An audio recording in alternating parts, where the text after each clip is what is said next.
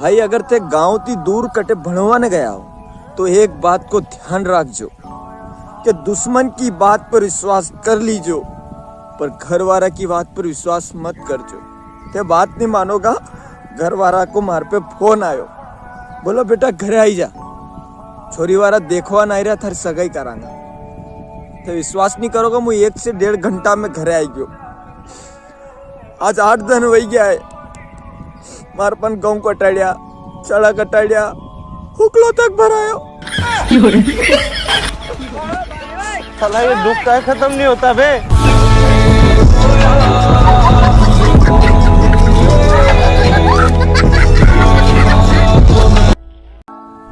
बचपन कतरो जल्दी निकली गयो नहीं। चॉकलेट खाता खाता कदी बूट की खवा लगी या मालूम ही नहीं पड़ी। साला ये दुख का खत्म नहीं होता बे।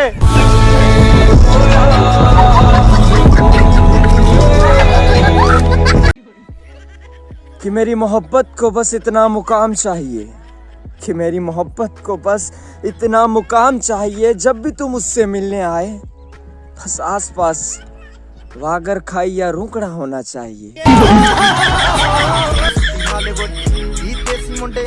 मजा आया और मैं ये जो मजा है हिंदुस्तान